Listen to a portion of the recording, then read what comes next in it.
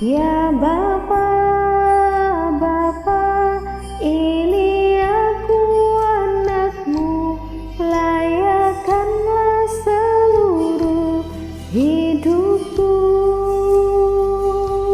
Ya Bapa, Bapa, ini aku anakmu, pakailah sesuai dengan rencanamu.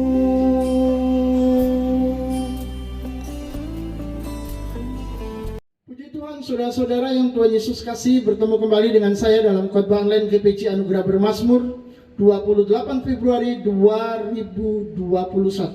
Mari kita berdoa meminta hikmat Tuhan. Bapa yang kekasih, penuhilah kami dengan kekuatan-Mu dan berikan kepada kami hikmat dan pengertian dari Tuhan, sehingga kami dapat mencerna firman-Mu dengan baik. Kami dapat memahami firman-Mu dengan baik, dan kami diberkati olehnya, dan kelak kami akan memberkati orang lain. Biarlah Roh Kudus-Mu sendiri Tuhan yang akan mengurapi hamba-Mu yang akan menyampaikan, mengurapi saudara-saudara kami yang akan mendengarnya. Terima kasih Bapa, di dalam nama Yesus kami mau bersiap diri, dalam nama Yesus, amin. Saudara-saudara, kiranya kasih dan berkat serta anugerah Tuhan dilimpahkan kepada saudara sampai selama-lamanya. Saya percaya bahwa kekuatan kita dan keadaan kita yang baik dan sehat ini semua adalah berkat dari Tuhan. Tapi jika hari ini saudara sedang dalam keadaan masalah, mungkin saudara menjadi loyo, menjadi lesu, saya berdoa kiranya tangan Tuhan menopang saudara, dan bersiaplah kiranya firman Tuhan boleh menjadi berkat dan menguatkan saudara semuanya, dan kita sama-sama diberkati. Puji Tuhan. Saudara, seorang anak yang dilahirkan dan bertumbuh sampai menjadi dewasa dan bisa hidup mandiri, semua tidak terlepas daripada penyertaan orang tuanya, pemeliharaan hidup dari orang tuanya, di mana di dalamnya ada didikan yang membuat mereka tahu tentang cara hidup. Ada kasih sayang yang membuat mereka juga tahu bagaimana menyayangi sesamanya dan menyayangi dirinya sendiri. Saudara-saudara, saya percaya bahwa di dalam pemeliharaan, di dalam penyertaan orang tua terhadap anaknya, maka setiap hari anak-anaknya pasti cukup makan dan minum, karena mereka perlukan untuk bertumbuh menjadi dewasa dan menjadi besar. Tentu saja orang-orang yang hidup di dalam penyertaan orang tua yang sangat terbatas, mereka pastilah mengalami perlindungan, penjagaan, pengajaran, dan pemeliharaan hidup. Bisa disimpulkan bahwa orang yang hidupnya disertai oleh orang tuanya secara terbatas adalah orang-orang yang akan bertumbuh menjadi manusia yang kuat. Ada banyak kisah menyedihkan di dunia ini di mana seorang anak ditelantarkan oleh orang tua mereka dan tidak memperoleh haknya sebagai seorang anak yang seharusnya. Marcus Rodriguez Pantoja dijual ke pengembala kambing saat berusia 7 tahun. Saat pengurus hewan itu mati, saudara-saudara, dia harus tinggal dengan serigala selama 11 tahun. Ini adalah kisah nyata dan bukan kisah fiksi. Pada saat umur 19 tahun, ia ditemukan oleh pasukan Garda Sivil dan dibawa dengan paksa ke desa kecil bernama Fuensaliente sampai dia bisa menjalani kehidupan normal dan beradab. Saudara-saudara, dia diberi makan oleh para serigala. Dan kita bisa pastikan dia tidak bisa berjalan berdiri seperti orang normal sebagaimana seharusnya. Tapi dia akan merangkak seperti serigala karena seperti itulah yang dia lihat. Serigala berjalan dengan keempat kakinya. Maka dia pun melakukan hal yang sama. Dan dia juga tidak mendapatkan kasih sayang dari orang tua. Lalu bagaimana perangai? Karena dia tidak pernah belajar kasih sayang, maka saya yakin ketika dia melihat orang, dia akan menyerang orang juga. Kalau melihat serigala, malah dia bersahabat. Saudara-saudara, ini adalah salah satu contoh bagaimana seorang manusia tidak hidup disertai oleh orang tuanya secara terbatas. Saudara, di Tokyo, Jepang, ada seorang ibu bernama Saki Kakehashi. Ditangkap polisi gara-gara anaknya yang berumur 3 tahun meninggal atau mati karena kelaparan sebab dia tinggal selama 8 hari dengan alasan mengunjungi kekasihnya. Saya percaya saudara akan berkata, astaga, demi kekasihnya. Ibu ini meninggalkan anaknya yang masih berumur 3 tahun selama 8 hari. Gak kaget kalau mati. Tapi inilah dunia. Inilah realita hidup. Ini nyata. Ini ada di sekitar kita. Kita berinteraksi di dalamnya. Jadi, saudara-saudara, ada anak-anak yang kehidupannya tidak selamat karena hidupnya tidak disertai oleh orang tua mereka. 3 hari yang lalu, Kamis siang, ketika saya sedang ada di kamar santai, saya berbincang-bincang dengan putra saya Gabriel. Lalu saya mulai menanyakan sebuah pertanyaan kepadanya. Gabriel, kalau papa meninggal, apakah yang akan kamu lakukan? Saya ingin tahu jawabannya. Tiba-tiba saudara, Gabriel ini menjawab dengan menangis. Dia berkata, gak tahu, aku mati juga. Saya agak sedikit heran dengan pernyataan aku mati juga. Tetapi saya lebih tertarik dengan tangisannya. Lalu saya bertanya, kenapa kamu menangis? Saudara, dia berkata apa? Nanti gimana makannya? Jadi saudara-saudara, ketika saya bertanya demikian, saya pikir dia menangis karena takut kehilangan saya. Sebagai orang tua, ada perasaan bangga dan bahagia. Tapi ternyata itu berbeda dengan yang saya pikirkan. Dia justru memikirkan lebih real dari apa yang ada di sekitarnya. Karena anak-anak sekarang, saudara, kecerdasannya lebih daripada generasi yang sebelumnya. Kemampuannya memahami sesuatu lebih cepat dari kita. Jadi saudara-saudara, ternyata dia takut tidak bisa makan dan mati juga. Kenapa? Karena selama dia bersama-sama dengan saya, kami sering pergi makan. Ternyata itulah yang dia pelajari. Jadi hai para orang tua, berhati-hatilah. Karena seringkali engkau berpikir, apa yang dipikirkan anak saya sama dengan saya. Atau apa yang saya pikirkan, ya itulah yang dipikirkan anak saya. Tetapi ternyata, itu bisa saja berbeda. Dan bedanya bisa sangat jauh. Jangan sampai saudara-saudara, ketika kita sudah memikirkan sesuatu yang baik tentang anak kita, ternyata anak kita berpikir sebaliknya. Dan itu bisa membuat antara kita dengan anak kita sudah berbeda jalur. Berbeda jalur berarti tidak ada lagi kedekatan, tidak ada lagi kesatuan di dalamnya. Dan itu berbahaya. Karena anak-anak kecil sangat peka terhadap hal-hal yang ada di sekitarnya. Tetapi saudara-saudara, semua itu adalah sebuah gambaran yang disebut dengan penyertaan. Tidak ada di dalam hidup manusia. Maka manusia bisa seperti serigala, bahkan bisa mati karena kelaparan. Seperti apa yang terjadi pada anak-anak yang diasuh oleh orang tua mereka yang menelantarkan dan tidak peduli dengan mereka. Tetapi saudara-saudara, itu ada di dalam level penyertaan yang terbatas yang dilakukan oleh manusia.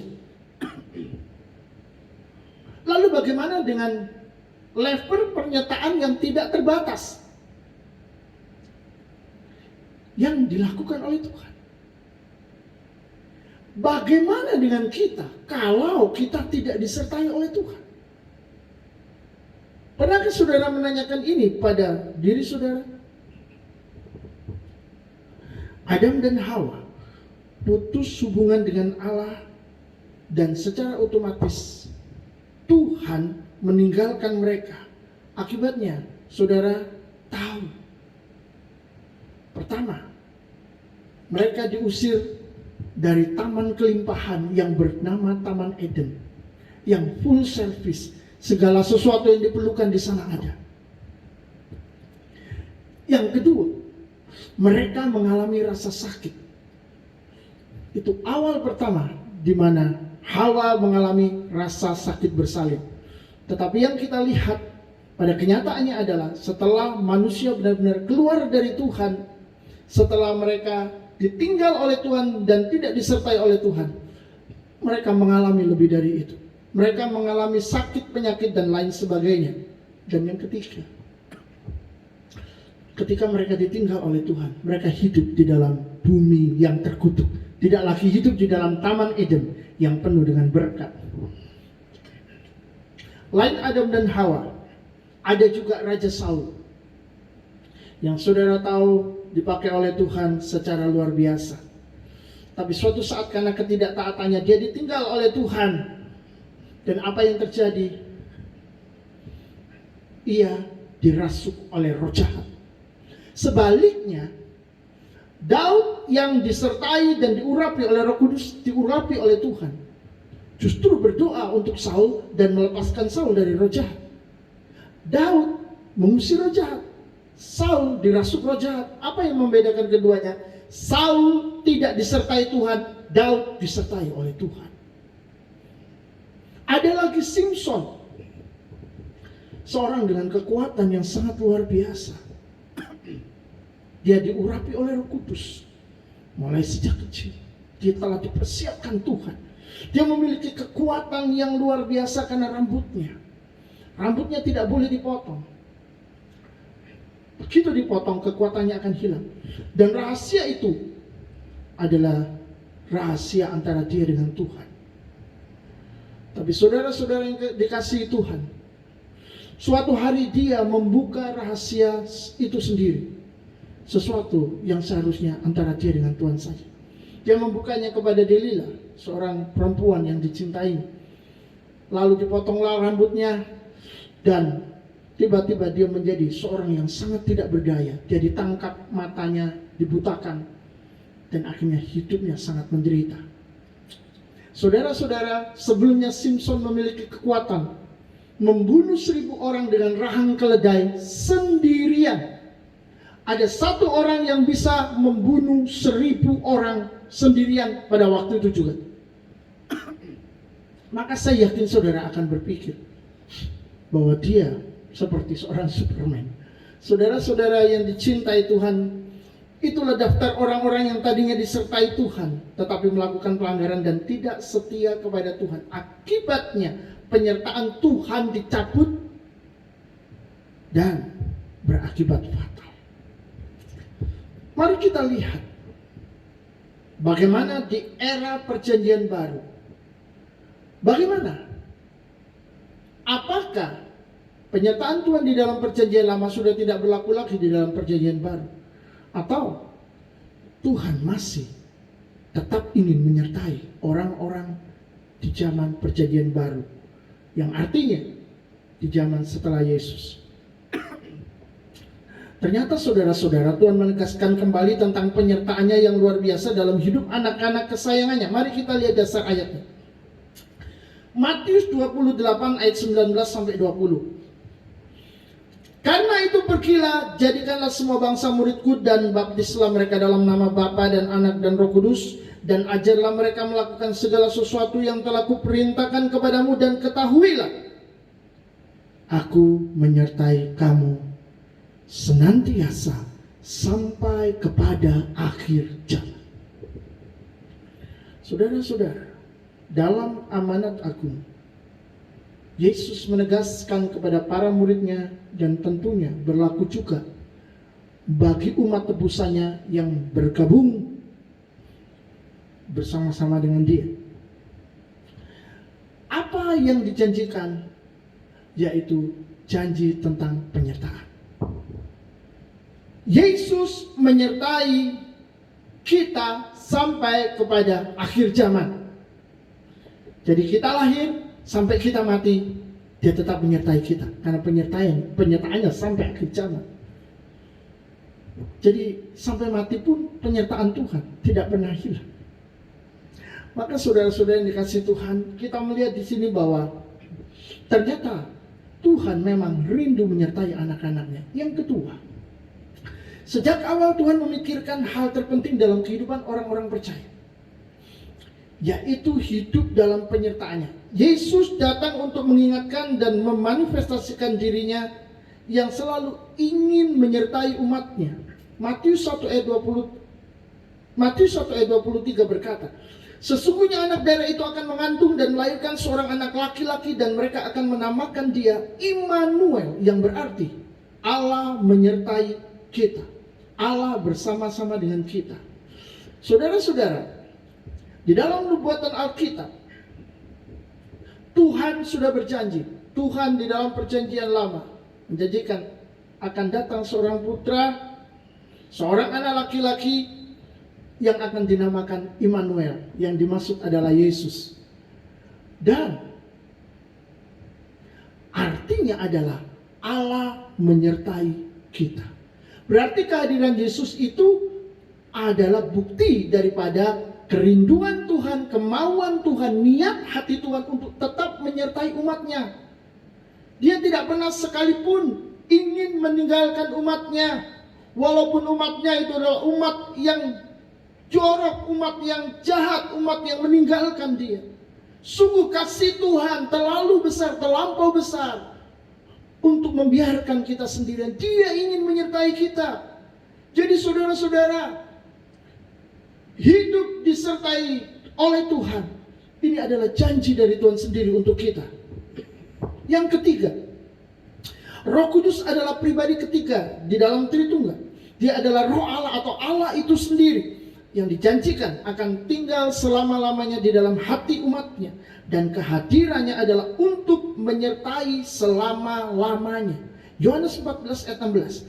Aku akan minta kepada Bapa, dan ia akan memberikan kepadamu seorang penolong yang lain, supaya ia menyertai kamu selama-lamanya. Bukan saja tinggal di dalam hati, tetapi dia mau menyertai kita selama-lamanya. Bapa, Putra, Roh Kudus, Allah kita, Tuhan kita, Yesus, mau menyertai kita selama-lamanya, mau bersama dengan kita selama-lamanya. Tidak ada sedetik pun, tidak ada 1000 per detik pun, tidak ada waktu di mana Tuhan tidak ingin menyertai kita. Maka saudara-saudara, penyertaan Tuhan adalah janji Tuhan. Tidak tergantung oleh perasaan kita, tidak tergantung oleh pikiran kita, oleh pandangan kita. Karena penyertaan Tuhan adalah penyertaan yang diberikan oleh Tuhan sebagai janji bagi kita. Maka sangat jelas bahwa Tuhan bukanlah Allah yang tidak mengasihi dan tidak melindungi anak-anaknya. Sebaliknya, ia adalah pribadi yang sangat peduli dan rindu bersama anak-anaknya. Berbeda sekali dengan beberapa orang tua di dunia yang bahkan menelantarkan anak-anaknya demi kesenangan pribadinya.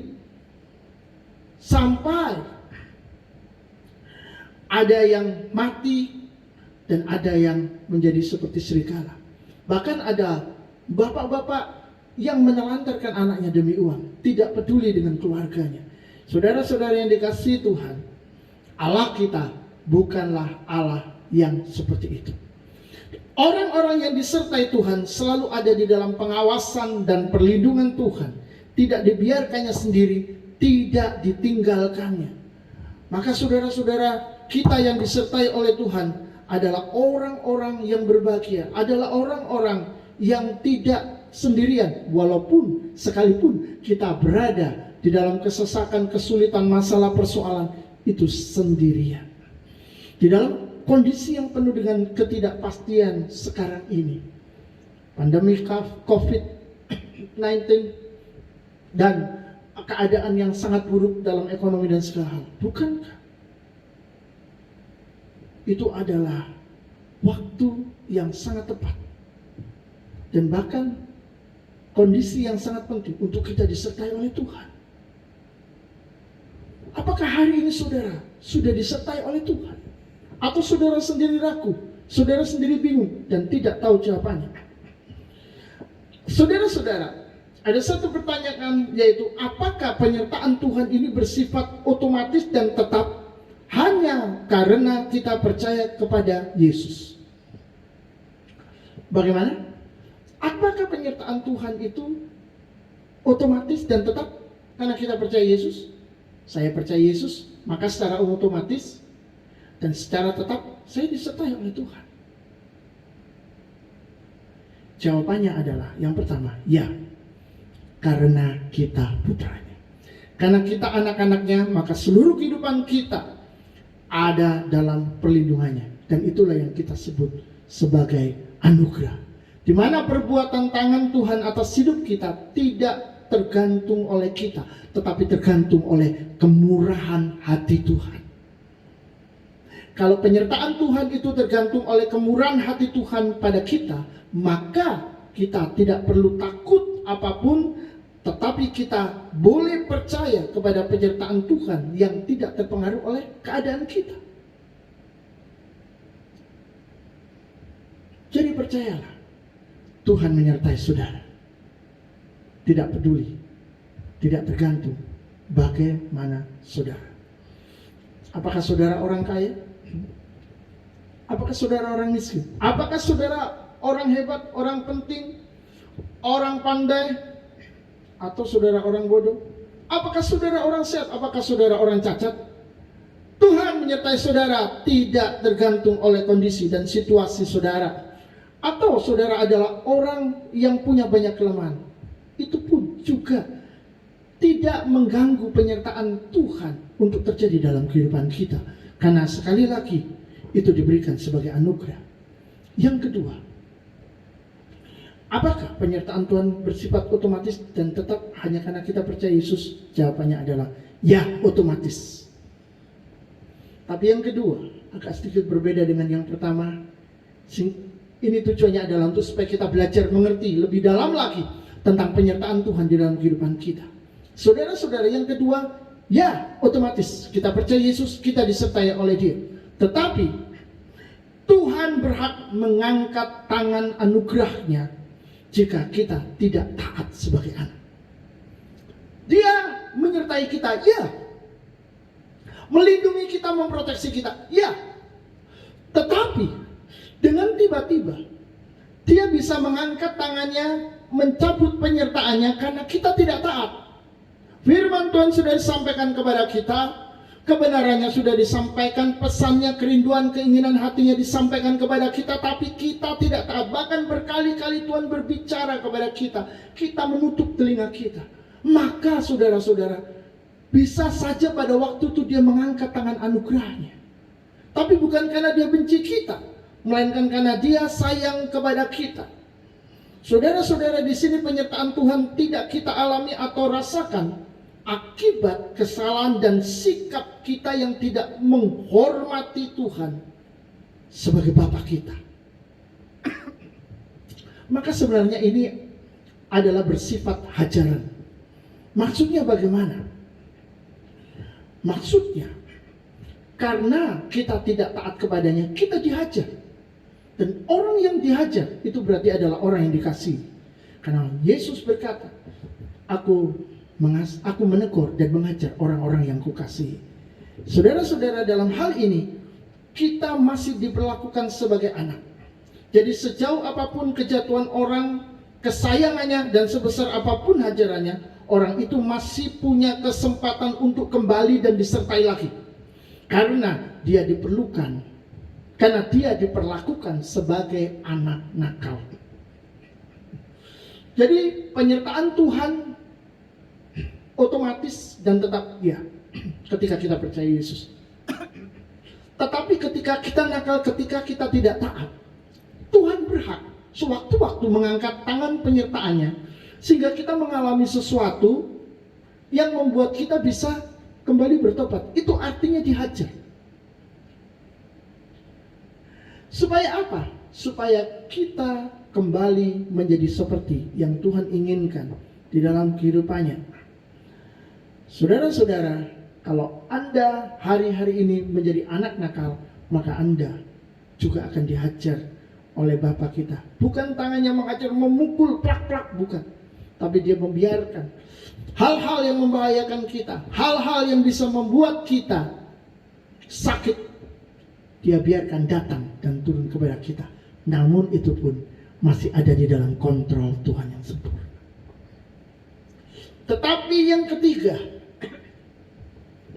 ini adalah level di mana Tuhan sudah tidak lagi menganggap orang itu sebagai anak. Tuhan tidak lagi menghajar karena mengasihinya dan menganggapnya sebagai anak nakal. Tetapi dalam level ini Tuhan tidak menyertai lagi karena dia tidak kenal akan orang itu. Di dalam Ibrani pasal 6 ayat yang keempat, sebab mereka yang pernah diterangi hatinya, yang pernah mengecap karunia surgawi, dan yang pernah mendapat bagian dalam Roh Kudus.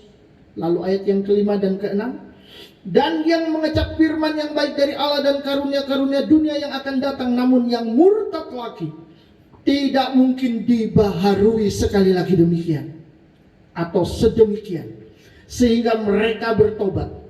Sebab mereka menyalibkan lagi anak-anak Allah bagi diri mereka dan menghinanya di muka umum. Saudara-saudara, kalau seseorang itu murtad, maka penyertaan Tuhan secara otomatis terputus dengan sendirinya. Karena sesungguhnya orang yang murtad adalah seorang yang sudah tidak percaya kepada Allah.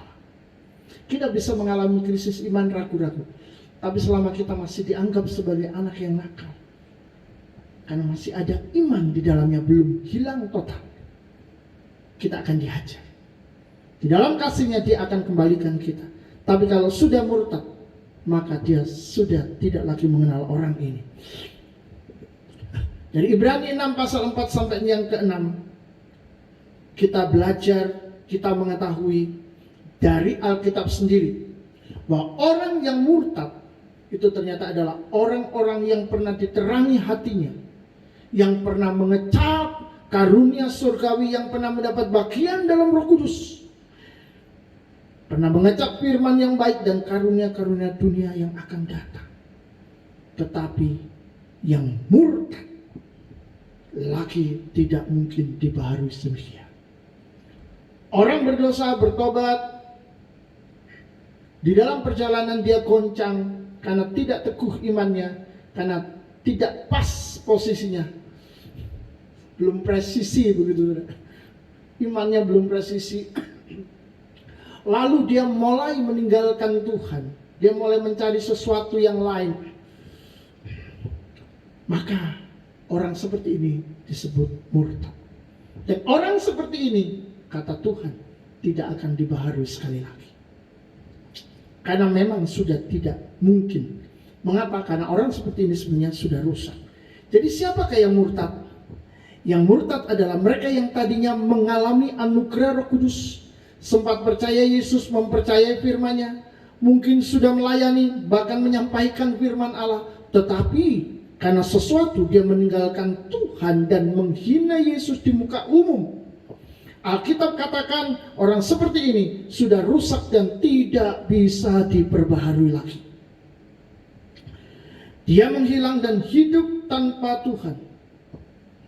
Oleh sebab itu, dia tidak bisa lagi dianggap sebagai anak oleh Tuhan. Mari kita lihat Ibrani 3 ayat 12. Lanjutan daripada ayat Ibrani, atau satu konteks dengan ayat-ayat yang lain. Ibrani 3 ayat 12. Waspadalah hai saudara-saudara, supaya di antara kamu jangan terdapat seorang yang hatinya jahat dan yang tidak percaya, oleh karena ia murtad dari Allah yang hidup. Saudara-saudara, penulis mengingatkan agar waspada di antara kamu. Kalau waspada di antara kamu berarti waspada di antara jemaat itu sendiri. Waspada di dalam gereja itu sendiri bahwa ada orang-orang yang sedang menuju kepada kemurtatan. Kalau dia masih bisa dibawa berbalik, maka dia belum murtad. Tapi kalau sudah murtad, nggak bisa dibawa berbalik. Hatinya seperti berubah. Yang tadinya hatinya putih sekarang menjadi hitam. Saudara-saudara, orang seperti ini sudah tidak bisa dibawa berbalik lagi. Orang seperti ini hatinya sudah rusak. Dia sudah murtad. Dia sudah meninggalkan Tuhan, sudah tidak percaya lagi kepada Tuhan.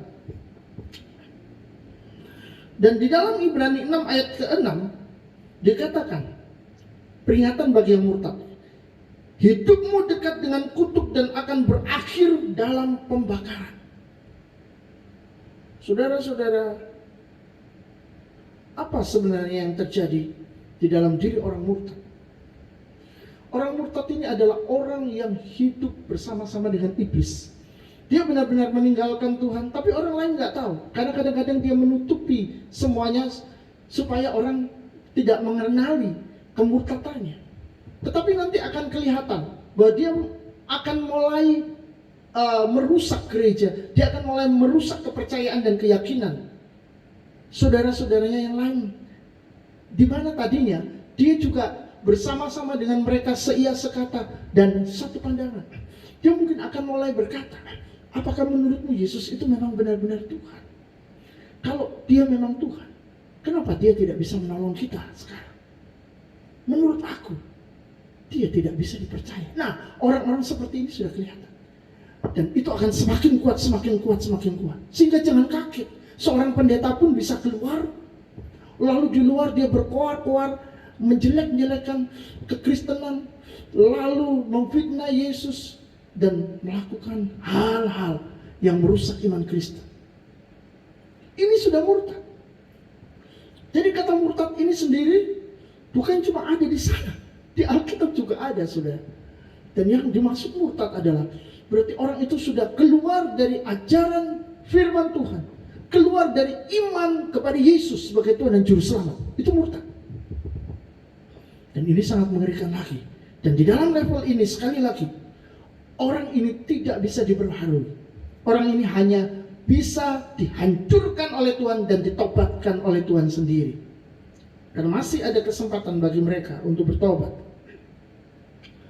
Saudara-saudara yang dikasihi Tuhan, ada 3 hal penting yang perlu kita pelajari bersama. Yang pertama, hidup tidak disertai Tuhan itu sama dengan ditinggalkan Tuhan. Kita menjadi bebas menentukan arah, tetapi tidak ada proteksi, tidak ada pelindungan dari yang lebih kuat, yakni Tuhan sendiri. Sehingga akhirnya hidup kita akan hancur. Apakah yang pertama ini akan membuat saudara berkata, oh itu bukan aku, atau ini akan mengancam saudara?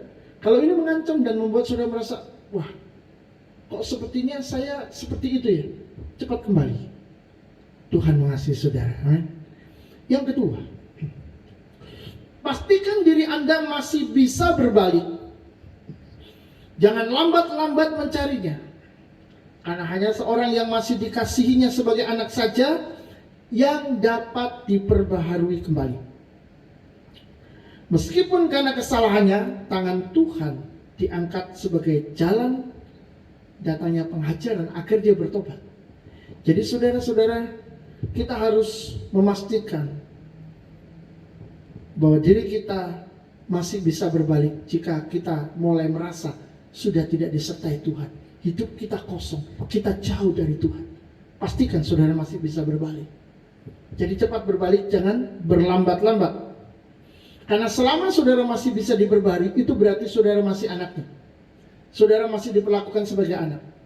Maka kalau nanti Tuhan mengajar saudara, itu adalah waktu di mana Tuhan menunjukkan kasih-Nya kepada saudara. Seakan-akan dia seperti berkata, ayo cepat kembali, seperti seorang ibu yang mencari anaknya, dan dari jauh dia melihat anaknya sudah pergi ke tempat yang sangat jauh, di mana tadinya dia berkata jangan keluar dari rumah. Maka ibu ini akan berteriak, balik! Saudara-saudara, balik. Dengan berbalik kembali kepada Tuhan, maka saudara akan tetap diperlakukan sebagai anak, bukan orang murtad, tapi anak. Dan saudara akan tetap dikasih oleh Tuhan. Yang ketiga, level murtad adalah kondisi rohani yang sudah rusak sama sekali. Tidak ada keselamatan lagi yang tersisa di dalamnya. Hidup dekat dengan kutub itu tergambar seperti pada waktu Adam keluar dari Taman Eden. Pada saat itu, Hawa sebelumnya telah berbuat jahat kepada Tuhan, menentang Tuhan. Dia tidak percaya kepada Tuhan. Dia percaya kepada bisikan iblis yang mengatakan, kamu tidak akan mati, tetapi kamu akan menjadi seperti Allah. Saudara-saudara yang dikasihi Tuhan, orang yang masuk di dalam level murtad, di dalam dirinya sudah tidak ada iman lagi. Jadi percuma saja saudara mencoba menerangkan, menjelaskan, mencoba memperbaharui, nggak bisa lagi. Karena sudah murtad, levelnya sudah sampai ke sana. Hanya muncul hati yang jahat menentang Yesus, dan akan berakhir di dalam neraka seperti di dalam Ibrani pasal 6 ayat yang ke-8. Alkitab menunjukkan bahwa di dalam level murtad manusia sudah susah sekali, sulit sekali untuk bertobat kembali. Tetapi memang tidak ada yang mustahil bagi Tuhan, sehingga orang-orang yang sudah murtad masih bisa ditobatkan oleh Allah. Oleh sebab itu saudara-saudara, pastikan bahwa Anda termasuk golongan orang-orang yang disertai Tuhan, dan bukan anak nakal, apalagi yang murtad. Maka saudara-saudara, berkat Tuhan dan kasih karunia Tuhan menyertai saudara sampai selama-lamanya. Amin. Tuhan memberkati. Ya Bapa